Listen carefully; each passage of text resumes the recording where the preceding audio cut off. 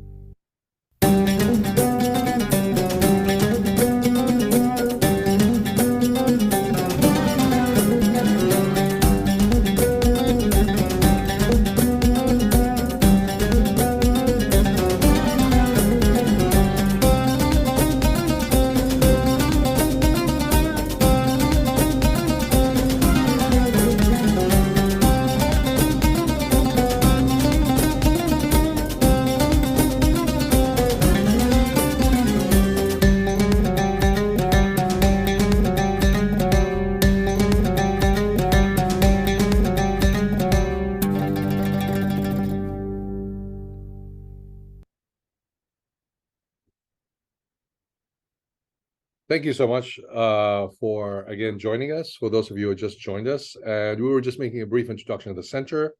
Now, if you have any questions about the Khayrallah Center, you can message them directly to our communications director for this meeting and other things, Ms. Bailey Brown. And they will make sure to answer all your questions and or get in touch with you after the event. Now, on behalf of the center, I would like to welcome you to this webinar series with Dr. Nadya Sbaiti. And this particular episode is titled Lessons in History, Schooling, and Education in Modern Lebanon. And in this conversation, we'll explore how the different educational systems, private, public, French, local, etc., in Lebanon between the 1920s and 1960s shaped the creation of that nation in its early formative period, first under the French mandate and then after independence. Again, if you have any questions for Dr. Sbaiti or myself during the discussion, please type them into the question box in your Zoom control panel. And Ms. Bailey Brown will help us address as many of those as possible. And today I'm really excited to introduce my colleague and, dare I say, my friend, Dr. Nadya Sbaiti. Nadya Sbaiti is assistant professor in the Department of History at Georgetown University in Qatar. She specializes in the social and cultural histories of the modern Middle East, with a particular focus on Lebanon. She is the co-editor of the recently published volumes Practicing Sectarianisms, Archival and Ethnographic Interventions on Lebanon, out of Stanford University Press, and is completing a monograph, Pedagogical Constituencies and Communities of Knowledge, Gender and Education in Mandate Lebanon. Her next book project advances tourism, broadly conceived as an analytical conduit through which to write an interconnected history of the post-World War I Mashriq, in addition to authoring journal articles, book chapters, essays on pedagogy, and research guides to Lebanon. She is co-founder and co-editor of the online site, which is a brilliant site, by the way, of Jadaliyya. Welcome, Nadia. We are so pleased to have you here, and thank you for joining us. Thank you, Akram. It's such a pleasure to be here. It's great to see you, even though virtually. And yeah, I want to thank you for the invitation and the Khayrallah Center as a whole. Thank you. And thanks to Bailey for being a tech support extraordinaire. Thank you so much, and we are very, very delighted to have you. I know we were scheduled last spring, but I am very happy that we're able to reschedule for this. Now, before we start talking about your research into the history of Lebanon, I was wondering if you can talk a little bit about the path that you took to become a Middle East historian. So I grew up in the region. I grew up in the Middle East, specifically in Kuwait, from when my parents met in university. My father is originally from Lebanon. My mother is originally from Chicago in the United States. And when my father got a job in Kuwait in the late 70s, my parents moved there, and I grew up there until the Gulf War. At which point we were sort of displaced and transplanted back to the US. And I think up until then, I have been trying sort of through professional and personal paths to find my way back to the region, and becoming a Middle East historian was one of them. I think the appeal of Middle East history really was that it two sort of major aspects, which is it made the early part of my life make sense in ways that I hadn't really understood. Things that I had lived through, things that I had observed. You know, when you're a child or a teenager, you see things, but you're not quite sure how to place them in the sort of larger scheme of things. So taking my first Middle East history courses in undergrad was a revelation to me in a lot of ways. And I think for history as a discipline in general, and particularly for our region when it comes to it, is that Middle East history allows us to realize that the way things are is not inevitable. And I think this is a really important, kind of lesson to remember, that there's not sort of one direction that history takes. There are choices and options that constantly appear and that people kind of decide on as they go. And I saw this, we can talk more about this later, but I saw this in the archives when I was doing the research for this project, that none of these things, none of the way that things are now in the region are inevitable. And particularly in this moment, I think there's a lot of hope to be found in that sentence. So, yeah. Here, I say, I think that's a wonderful way of putting it. So going from sort of this career path that you took, and you graduated from Georgetown with your PhD and you worked with Judith Tucker, is that correct? Yes. Who was a fantastic historian. So I'm kind of curious. We go from that to what I'm kind of want to ask about is the impetus that specifically for writing your dissertation, this topic that you took, which is labeled Lessons in History, Education and the Formation of National Society, which is an important phrasing, and I will come back to that later, of national society in Beirut, Lebanon, 1920s to 1960s. So what was the impetus behind that? Between my undergraduate and graduate years, I took a job in Beirut, and my supervisor, my boss, basically at this job was an incredible woman who used to talk to me about her years in school, right? Her school years as a schoolgirl. And these went from being just interesting stories to slowly becoming the seed of this dissertation topic. In the sense that I couldn't find very much work on girls' education in Lebanon specifically that wasn't about missionaries. That was the first thing.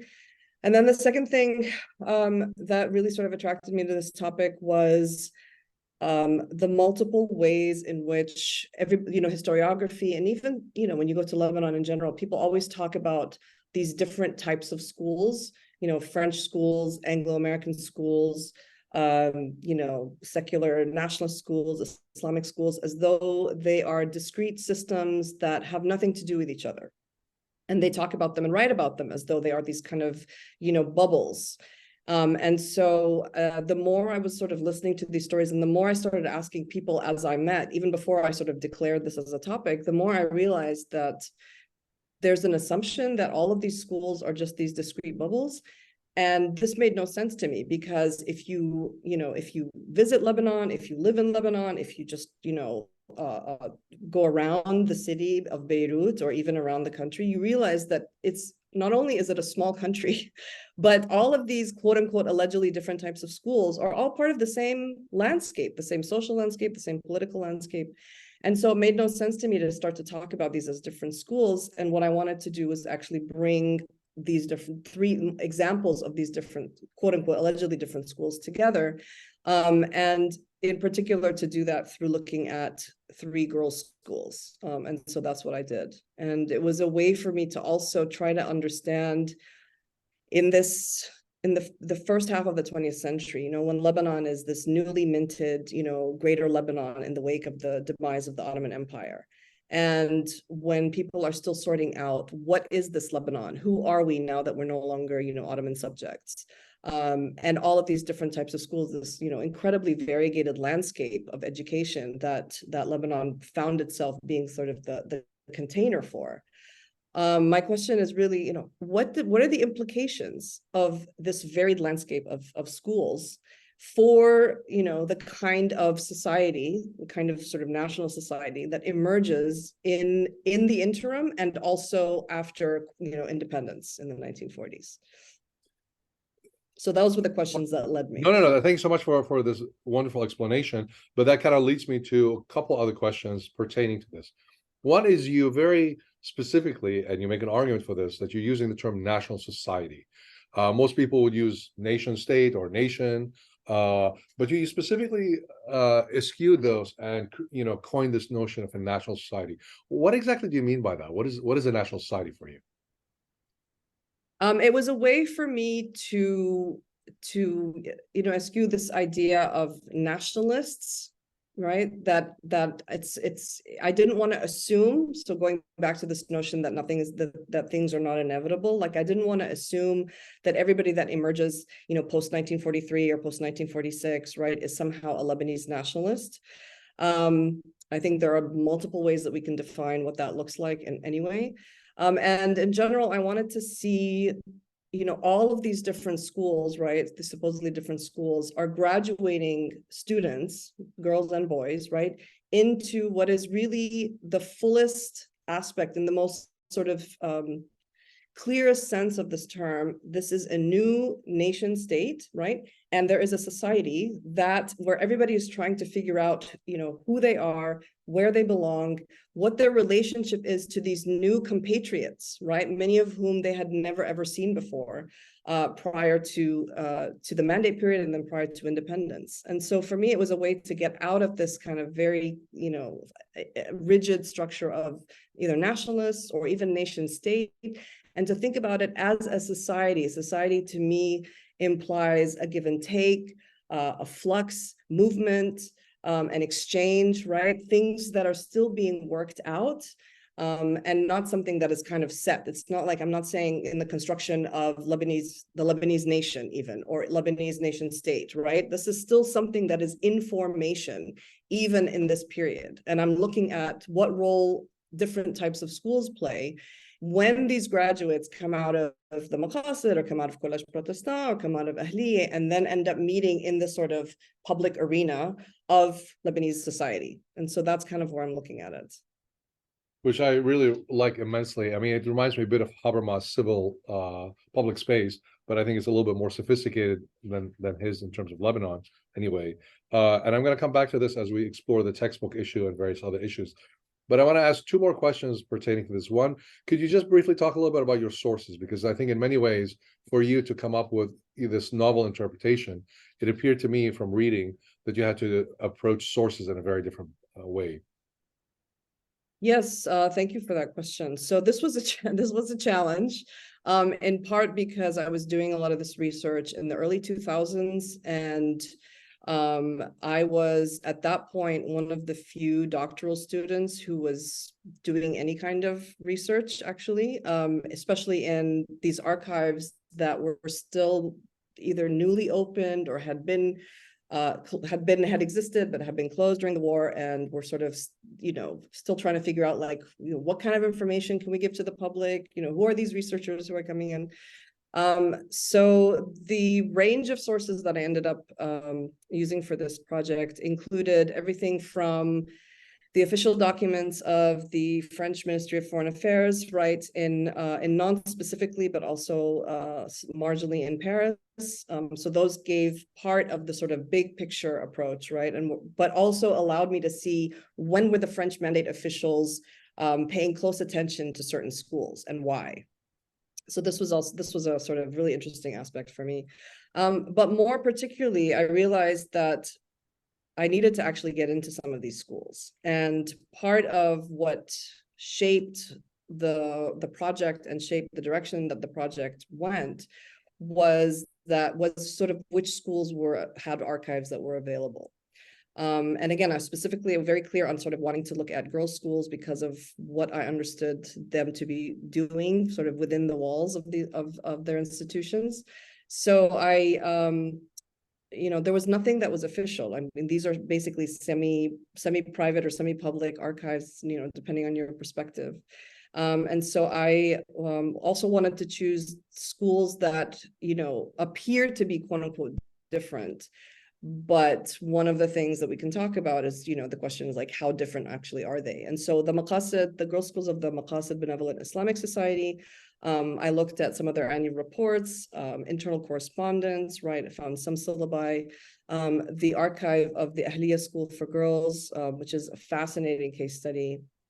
And again, they have a lot of these documentation, but they don't actually think of it as sort of the formal archival repository, the way that, historians are used to thinking of them. So when I showed up and was interested in looking at it, there was a bit of puzzlement at the beginning, but then I think, very quickly they realized that actually this is a way for them also to have a history sort of that's documented. And then there was the school, the Collège Protestant, which, again, all of these schools are still operating in Beirut and in Lebanon. And so this, I think, is also an important aspect. So yeah, I'm looking at sort of these 3 different schools, looking at the archives of the schools, in addition to official correspondence by the mandate officials. I got into the Lebanese archive, the Lebanese National Archives, and was able to look at some ministerial documents that were there. So looking at both the sort of French official documentation and Lebanese official documentation, and the sort of internal archives of the schools, and then the sort of cherry on top of all of this was that I managed to interview. So I conducted oral history interviews with several graduates of these schools, who at that time, many of them were in their 90s. They were really still sharp, invaluable, right, additional angle to so much of what's written in the sort of written, what's showing up in the written sources. They cast a different light on some of the sort of French mandatory approaches to these things. And so it's, it was a sort of series of written documents, of course, with elements of the press, and these really incredible testimonies by these female graduates and or their descendants, right, in certain cases. I actually loved many of the anecdotes that you included from these oral histories, including the one about chestnuts, and the geography, teaching the geography of France, where the teacher basically says Lebanon is only a little spot.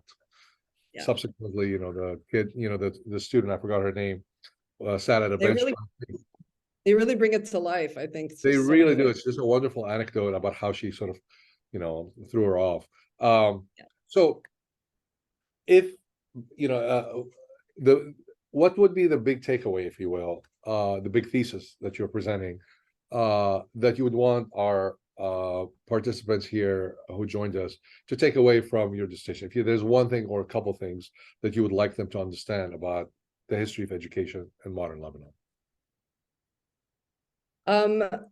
So one of the big takeaways that surprised me, and so this is one of the things that I'd like to tell the audience, is this kind of assumption, both in the sort of popular domain and also in the scholarly domain, that American missionary schools operated one way, French schools operated one way, the Maqasid, the Islamic modernist schools operate another way, and then there's the sort of other kind of school that operated. So the assumption that there's within this tiny country, and even within the tinier city of Beirut, that there are all these sort of very different systems of education, I found to be to not actually hold water when you actually look at the material.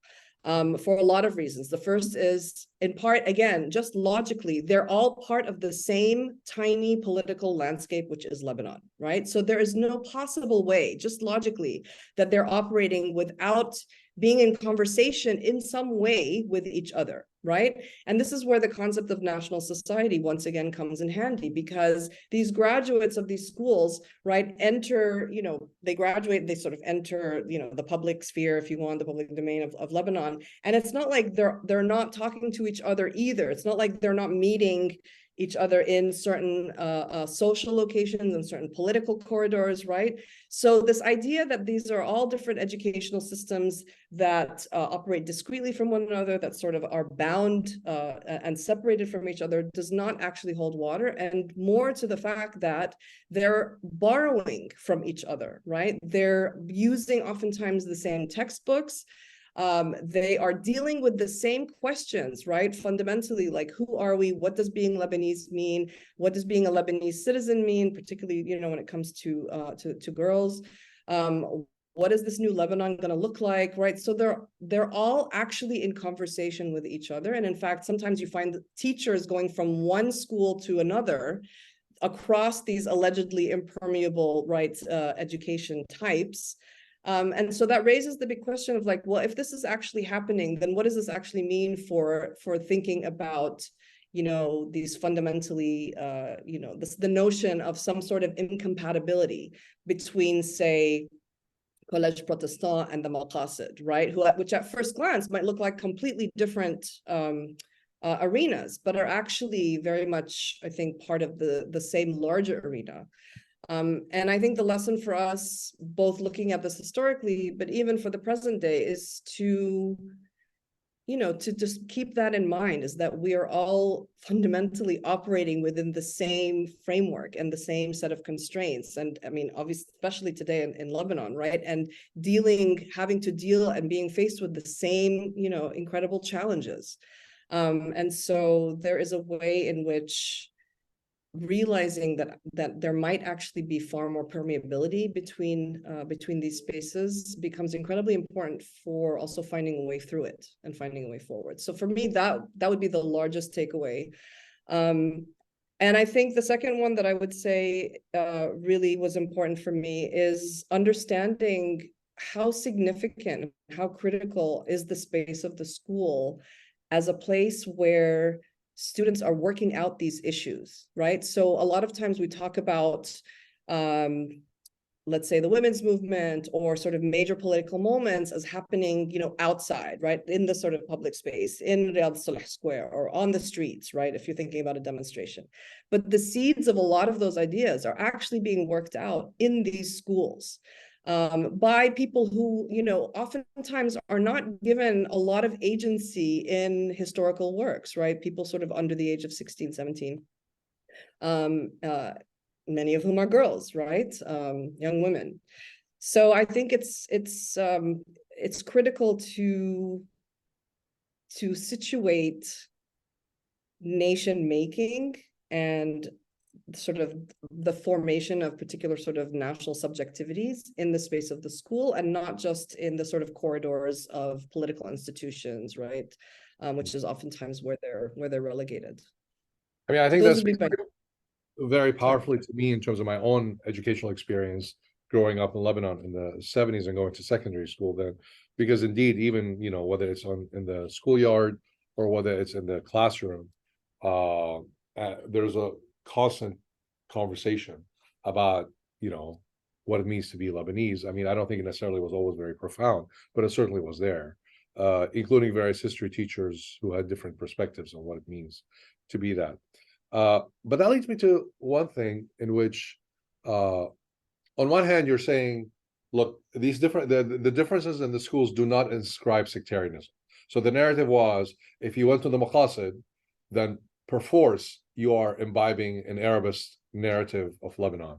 If you go to, a Maronite school, you're perforce imbibing a Lebanese separatist, non-Arab or Phoenician narrative of that. And you're arguing that things are not that simple or simplistic. It's much more complicated. But where it appears that, and a lot of the stuff that you're talking about appears to play out in the textbook, because you argue a textbook is not just simply a bunch of pages that has facts, but a textbook is a political project that is meant to shape what it means. And what you argue is that what distinguishes Lebanon from the surrounding countries is that where in other countries like Egypt, Syria, Iraq, or anybody, they had a state produced and state mandated national history. In Lebanon, that never was the case. In fact, until very recently, and in fact, still today, we do not have a singular textbook that talks about the history of Lebanon, despite many, many efforts after the Taif Agreement of 1989. And so I was wondering if you can walk us through this process. I mean, what the textbook is. I mean, what is the politics of the textbook under the French mandated and after independence? And why was it so difficult to create a singular textbook? And what are the implications of that for Lebanon? Yeah, I mean, this is, obviously, as you mentioned, still kind of a major issue. I think it matters for this conversation, to sort of remember that this is the time period that I'm talking about is really kind of primarily in the mandate period. One of the things that the French mandate does, the sort of Directorate of Public Instruction, right, which was the largest mandate entity of all of the sort of institutions of the mandate, and it ruled over all things education and schooling for both Syria and Lebanon. It was based in Beirut. So that tells you, first of all, a lot about the importance of how the French saw education as sort of central to their kind of mission. And I use that term intentionally. And also it helps to explain why some of the first decrees that they pass at the beginning of the mandate period are about education. Specifically about how, first of all, that they allow for private schools to teach history and geography in whatever way they see fit, right? So the mandate, the Directorate of Public Instruction for the mandate period, basically, the idea is, first of all, that they took the former Ottoman public schools, right, and reopened them in 1920 as the sort of core of what would become the public education system in Lebanon. Most of which were based in Beirut. But those are very few, right? There's only a few dozen at this point. And over the course of 25 years of the mandate period, the French actually spend very little money on public education, right? Most of their attempts and most of their sort of attention is paid to private schools, right? Private education, whether it's primary or secondary. I mean, there was no public secondary school at all in Lebanon until 1951, which is also kind of astonishing and says a lot about what the French were and were not interested in inculcating. But they allowed the private schools to basically run their own affairs, determine their own curricula. And what this means is that let's say the Anglo-American schools would bring history books from the United States or from Great Britain and would teach those books in those schools. The French schools would do the same. They would bring the sort of school books, right, from Paris, would teach those in those schools. So what that does is then you have schools like Al-Ahliya, right, that was very kind of self-consciously founded as an opposition to the sort of more traditional missionary schools, founded as initially sort of a Syrian Arab nationalist school, an avowedly, right, this is in the annual report, non-denominational school. But that meant that they also were not going to use the same history and geography textbooks that the French schools or the American schools were going to use. The same goes for the maqasid, right? They're not going to use former Ottoman textbooks, in part because the language is different. And so what ends up happening is you have these different schools that are essentially now teachers from these different schools who are writing their own textbooks. In the case of the maqasid, you have Omar Farouk and Sakina Ash, who write this two-part series of the history of Syria and Lebanon, situating Lebanon as a nation state, but always in relation to Syria, right? So very sort of clear framework for how they're thinking about this.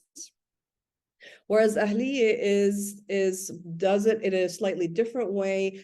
Eventually, they actually used the same textbook that the Maqasid uses, right? And actually, that textbook by Naash and Farouk actually proliferates throughout many different schools, not just sort of the Islamic schools and the Maqasid schools, which goes back to my point that actually the divisions are not that, are not impermeable. But they also, what they also do is that they bring, they start to teach Lebanese history as Arab history or as Syrian history through Arabic lessons. So they bring actually teachers like Sheikh Ibrahim al-Mundhir, right, to actually teach this. So you have this, there's no kind of systematized approach to teaching Lebanese history or geography in any format. And what that ends up doing is it's creating, it is creating different ways that these students are actually thinking about Lebanon, right? At the same time, that it doesn't mean that they're necessarily incompatible with each other.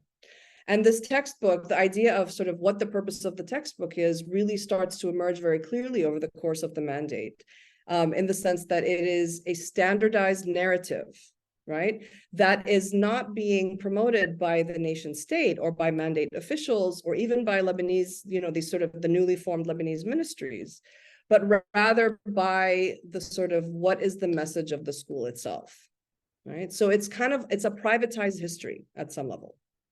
And it becomes this, the sort of biggest example that a lot of these different schools use to show that actually we are an institution.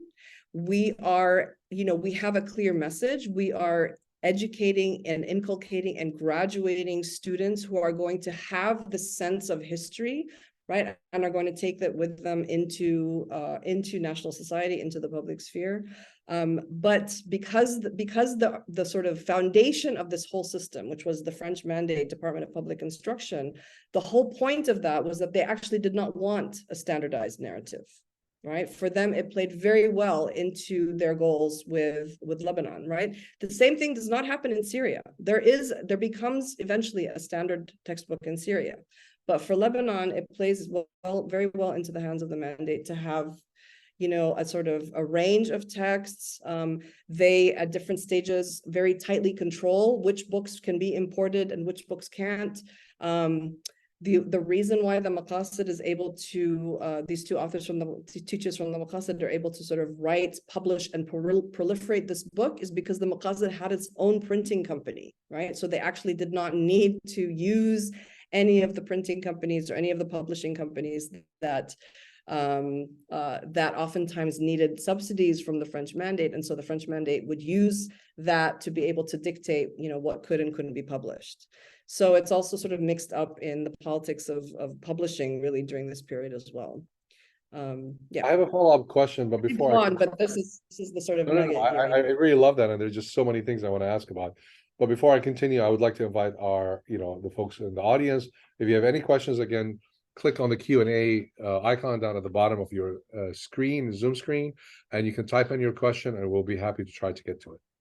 So you contrast Syria, where there is, in essence, a project for a centralized history textbook, with Lebanon, where the French mandate, were not necessarily interested in pushing forward this. So I'm kind of curious if you can speak a little bit about that. Why is there this difference in approach to these two different, very much neighboring and very similar, entities, if you will? Is there a reason that you sort of can surmise why that was the case?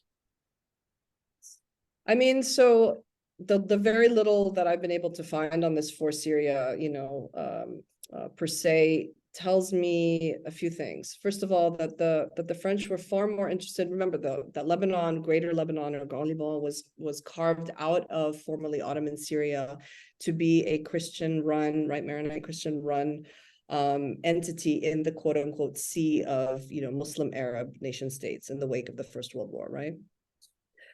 So for the French, right, for the French mandatory authorities, for the French colonial project in their new mandate territories of Lebanon and Syria, it made far more sense for them to basically try to control more tightly in Lebanon, right, the education system, in the sense that they would tie subventions or subsidies to these different schools, to the condition that we'll give you money if you implement and if you allow us to, it's not even allow us, actually, they didn't even ask permission. If you in exchange for teaching French, right? So we will impose French teachers on you in exchange for the subsidy that you're sort of asking for. And that, of course, worked out very well for the French in Lebanon, in part because a number of things, that they were far more interested in the kind of cultural and political capital that French language gave to the sort of new elite that they were in partly sort of propping up, right, and attempting to create. The relationship that the fact that that elite for them did not, like Arabic had no place in that, which is why the Maqasid presented such a dilemma and such a challenge to the French mandate at different times. Whereas in Syria, right, there was the Academy Arab that emerges during the mandate period, under the direction of Mohammed Kurd Ali, with this idea that there's a preservation of Arabic language that needs to take place. This is something that could never have happened in Lebanon during the mandate period, in part because of the kind of the sort of almost the currency that Arabic language had, right? This sort of cultural capital in Lebanon in the eyes of the French was not, it was not of value. Whereas in Syria, they were fine with it actually creating and becoming part of this, because in part it was a bigger country that they couldn't feel like they could control in the same way.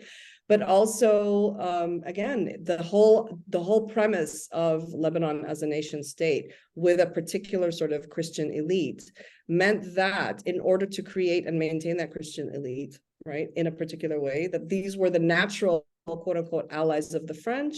And in being the natural allies of the French were the sort of representatives, bastions, and carriers of French language and culture. Right. Whereas that was not the case at all for Syria. Yeah. I'm going to follow up on that in a bit by talking about the baccalaureate and the efforts, both on the French mandate part and by the Lebanese Ministry of Education, to, in essence, create that elite by narrowing who can actually go to secondary school, how they graduate from it, if they pass a national exam. But before I get to that, we have a couple of questions that I want to just get to because some of our audience were writing. First one is from Joshua, and it says, thanks so much for sharing your research. Your comparative approach is so rich and unique. I wonder how you think about geography and class. Let's just say, would education look significantly different in other Lebanese cities, villages, or later in public institutions with larger non-elite student bodies? I know, Josh. Nice to see you, Josh. Thanks for the question. Wonder how you think about geography in classes soon. I think it would. My research didn't extend far beyond Beirut, in part because of the wealth of resources that Beirut has and the difficulty that doing this kind of work outside of Lebanon for this particular period kind of presented, and I think continues to present. But I do think education,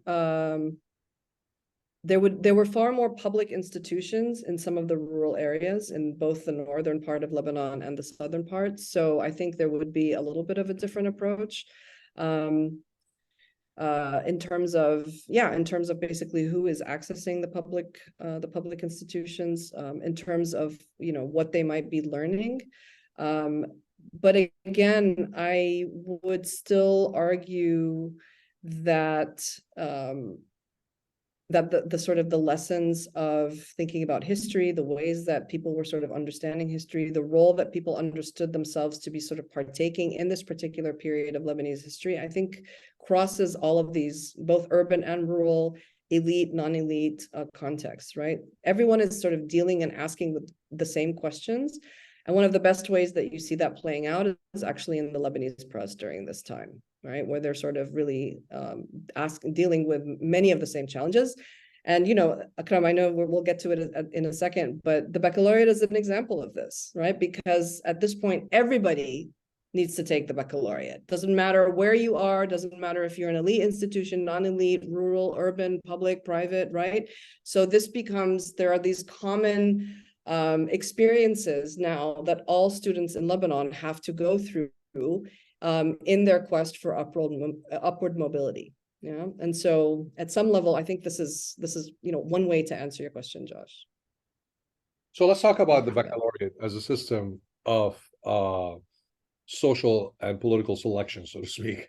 Can you talk a little bit about how, well, first of all, what the baccalaureate is for? Some of us went through the exam and the stressful nightmare it was. I still remember studying for 30 days, memorizing things in the hope of passing, because I was mathematique. I'm kind of, Wow. yeah. And I wonder if you can sort of describe the various tracks as well, because I think that's vital. So yeah, if you can just give an idea for those folks who may not know what the BUC is, how it was conceived as a endpoint in secondary education and as a gateway for university education, and how the French and later the Lebanese Ministry of Education approached this idea of narrowing it down. I mean, and why? That's kind of puzzled me to a certain extent. Yeah. So in France, right, the baccalaureate starts in the late 19th century as this, as you put it, sort of the last year, sometimes 2 years of your sort of secondary school education, which is designed to be this kind of cumulative test of all of the knowledge that you've accumulated over the last several years, right? And it's very specific to the secondary school experience, right? So you're not taking it after elementary, right? There's all sorts of other hoops that everybody has to jump through. They implemented in Lebanon, right, in 1922. So very quickly after the beginning of the mandate. The exact same French baccalaureate test, right, which has 2 strands. One is sort of literary, one is science or math or math. That is the exact same test is sort of copy pasted from France to the mandate of Lebanon, and the first time it is the first sort of group of students to sit for the French bac is in 1922. And the idea is that what you do when you pass the French bac is that it then allows you access to universities in France. So this was a key thing, right? So this is a key gateway to upward mobility, right? Professional mobility, socioeconomic, gains, political access, right? Access to resources. So the stakes of this exam are extremely high, especially, and of course, the only way that you can take the French bac is if you are being educated in French, right? So that is a key consideration. That the French, this is why they bring it in so quickly, because they want to, very again, to very quickly sort of determine who gets to have that kind of upward mobility towards what they call the sort of liberal professions, right? Doctors, lawyers, nurses, pharmacists, etc. The Lebanese, right, are increasingly who are educated not either in English and or Arabic, right? And the increasing kind of cultural and political capital that Arabic as a language increasingly has as a kind of anti-colonial space, right, becomes a massive topic of conversation in the Lebanese press, such that the newly sort of formed Lebanese Ministry of Education, which is in 1928, brings a Lebanese bac, right? And the first group of students that sit for the Lebanese baccalaureate is in 1929, okay? So in form, it's modeled on the French bac, with the biggest 2 differences are that it is held in Arabic, right, primarily, and the topics include Lebanese history, right, and geography. So with all of the other topics, sort of math, writing, some of the sciences, right? So there are 2 big differences. And if you pass the Lebanese bac, then you have access to, at that point, AUB, USJ, right? Those were the 2 sort of main institutions. If you take both, right, then you have the sort of whole gamut of possible institutions of higher education, both in Lebanon and primarily in France, right, which was the kind of golden egg, if you want. So for the number of students who sit for and pass the French and the Lebanese bac rises dramatically, right, over the course from the sort of mid to late 1920s until the sort of first half of the 1930s. So much so that the French are extremely alarmed at this. And they're sort of trying to figure out two things. This is also the period of the sort of the Great Depression, right? And so resources are tight. So from the French perspective, there's simply not enough to go around for all of these, smart, wide-eyed graduates who are passing the baccalaureate with an eye to moving into the liberal professions. So they do two things. They very clearly and intentionally, right, make the baccalaureate more difficult. That's the first thing, right? So they say the passing grade was, I believe, 8 out of 10. We have to make it 5 or 6 out of 10. Right, in part because they're very clearly saying there's simply no room, right, for these graduates to access the liberal professions. Okay, and also there are all these undesirables who are now going to access the liberal professions, right? So it's also about trying to maintain their hold on a very particular idea of what a Lebanese elite looks like. And part of this is because the Maqasid, which was largely financially independent of the French mandate, right, was able to actually bring their own French teachers, right, train their students very well. And so you suddenly have a whole bunch of Maqasid graduates who are killing all the other graduates in terms of their passing grades with the baccalaureate. So at this point, the French mandate is very worried, actually, about the fact that there is going to be an unsavory dilution, let's say, of this new Lebanese elite. So they make the French baccalaureate and the Lebanese baccalaureate intentionally more difficult on the one hand, at the same time that they create new vocational schools and technical schools, right? And that is to replace the secondary school with the idea that the graduates of the people who are sort of finishing the public elementary schools, most of whom are intended to be, and in fact are, Muslim, right, then get sort of funneled into these vocational schools and technical schools. So what the French are trying to do over the course of the late 20s and into the 30s is to create this kind of this class system through education, where the people who go through the public schools end up going into technical and vocational education with no attempt and no hope of passing the baccalaureate and accessing, right, this socioeconomic upward mobility. Whereas the students who go through these, at this point, solely private secondary schools and are passing the bac, right, first of all, will have a harder time passing it. And second of all, if they do pass it, then these are really the desirables that we want, right? So it's creating the sort of professional, administrative, political class that is private school educated, in their eyes, going to be primarily Christian, right? Versus a menial laboring class that is going to be primarily Muslim and is going to then provide the sort of, laboring support that helps to prop up the rest of the nation state. Yeah.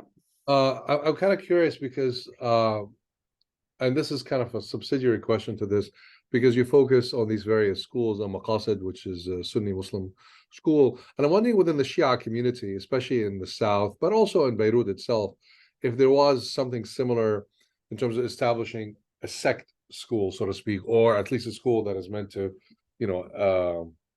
fulfill the educational needs of the particular Taifa. Was the Shia kind of part of this conversation at this point?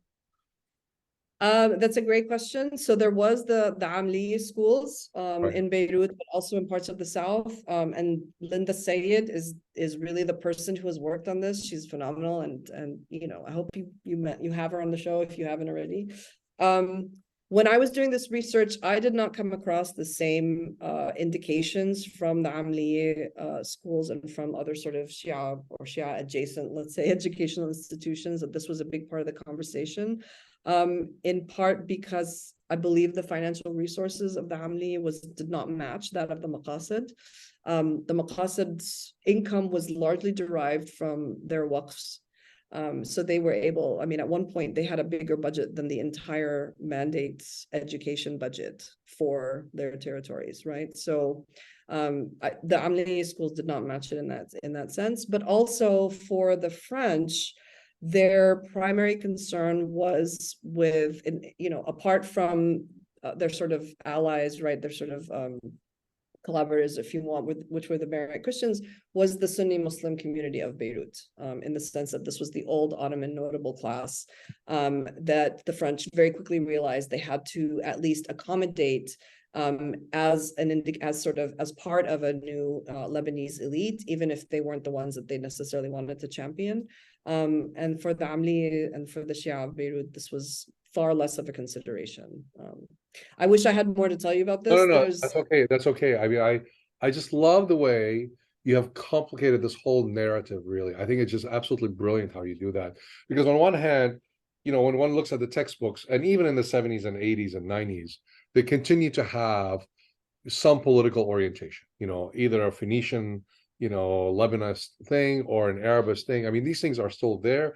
But what you seem to, you know, implant into that is that there was a debate, a conversation. I mean, aside from the interpolation that you described, but these secondary students are not simply passive recipients, nor were the teachers for that matter, but there's a whole conversation and debates and arguments. I mean, I remember we had a history teacher who was from the Syrian Social Nationalist Party, and he and I, you know, although he had the upper hand because he would always hit me with a ruler over my head when I got too uppity, would have arguments about what Lebanon is and so on and so forth. So even in the 70s, that conversation, but you bring that to life in such a brilliant way, actually, in which these secondary school teachers and students are not just taking textbooks and using them, you know, but they're really actors. They're trying to push back, including the demonstrations of the students against the French when they were narrowing down the success rate and access. I mean, so really, this is just fascinating. We don't have a whole lot of time, but I do want to get one last question, and unfortunately, we only will have a few minutes to answer it. But specifically here, and this is where, in many ways, the crux of your research is about girls' education. And you argue that you suggest that girls' secondary education is very central to the formation of a national identity via the teaching of alternative notions of citizenship and civic duty. Here I'm quoting. And that this same education was also the laboratory for exploring ideas of citizenship for women in a state that had yet to give women the right to vote and full political representation and participation. So I'm kind of curious why you focus specifically on 3 girls' schools, and what that had to tell us about not only just the formation of national society, but the formation of, you know, along gender lines of citizenship. Okay, so very, very quickly, given that we're running out of time, which is it was a way for me to move away from talking about sort of broad systems, right? Even for girls' education, and to really do a deep dive into the archives of these particular schools. So the Maqasid schools, right? Al-Ahliya, and Collège Protestant. And I chose these 3, and first of all, in part because they had accessible archives, which I felt was absolutely crucial to being able to sort of bring some of this to light, right? To move beyond these sort of official narratives and the official sort of documentations. And the second was because they appeared at first glance to be these very different educational institutions. But what I found is that, and this is, I think, in very particular ways, right? There's an assumption that, you know, in Lebanon and elsewhere in this region, in this particular period, that men were they were just kind of naturally going to be citizens, right? That they were the natural leaders. And so for me, it was like, well, what for people who weren't sort of seen as sort of natural recipients of this kind of new citizenship, like girls in some of these schools, what did that look like? How did they accept it? You know, what was their response to it? And so that was kind of where I started to focus my questions on. What I found in all 3 of these schools, right? It manifested differently. But what I found was the kind of exchange that happens between principals or headmistresses, right? Teachers and students around how to negotiate what being a newly minted female Lebanese citizen looks like, right? And that looked like everything from activism, right? Whether they were protesting in front of the Grand Sarai, whether they were sort of protesting in front of, you know, down in the streets around 1943, whether it was about learning the flora and fauna of Lebanon, right, on school trips, So sort of a very sort of informal, unusual way, but very clearly this is where the interviews with the students became so important. They were like, this is what I learned Lebanon was. This is how I learned that I was Lebanese, was by learning the names of trees, right, in the sort of cedar forest or wherever it was. And last, but certainly not least, really through the, how they understood, sometimes in collaboration with, but oftentimes in opposition to, right, being told what they were or were not. So when they had French teachers who said, you're this or you're that, and they would be like, what are you talking about? Right. So I'm very cognizant of the time. So I'm trying to sort of make my answer very. Listen, I swear I could talk for days about this topic, partly because it's going through the Lebanese education system. Obviously, I have a personal recollections of some of these things because the very conversations you're talking about were continuing, and I believe they do continue today, but also because of the brilliant approach you have taken to this. I think it's just, as Joshua wrote, it's just an incredibly comprehensive approach that really sheds a very, very new light on this whole idea about nation, education, textbooks, and communities. And it really is, while acknowledging that sectarianism, of course, is real, at the same time, you show the history of construction and challenges to this idea, rather than naturalizing the idea that Lebanon has always been groups of Shia, Sunni, Maronite, Orthodox people that went to their schools, iterated the same history, and they never talked to each other. And you show a very different history here, which I think is both very fascinating, but like you said at the beginning, very helpful in many ways, that these conversations were there. So I want to thank you, Nadya, I thank everyone for joining us today. We really appreciate you being here. We know that you're very busy. We apologize if we didn't get some of your questions, but hopefully we're able to shed some new light upon the history of education in Lebanon during a very formative period. Now, you can sign up for our newsletter or follow us on social media if you'd like to stay informed about future events. The webinar has been recorded, and we will publish the video within the next weeks on the Khayrallah Center's YouTube channel. We'll also provide this audio as part of a podcast series related to our mission at the Khayrallah Center. You can listen to these episodes in the Apple Podcast. Just also very briefly, I would like to say that Nadya's webinar, which talks about the history of education, will be followed with two others. One talks about the history of banking with Dr. Hisham Safiuddin, which will be coming in next month in October. And then the last webinar for the fall series anyway is really the anthropology and history of the legal system with Dr. Maya Makdashi, and who wrote this book, Sectarianism. So we hope that you will join us then. Here comes the plug. We are a nonprofit organization, and we are only able to host these events with the help of our donors. If you enjoyed this webinar, which I am sure you have, so because you've enjoyed this webinar, I should say, please consider donating $5, $10, or $25 a month to the following QR code by following the QR code on the screen. Thank you again for joining us today, and we will see you next time. With this, I will conclude the webinar. Thank you all.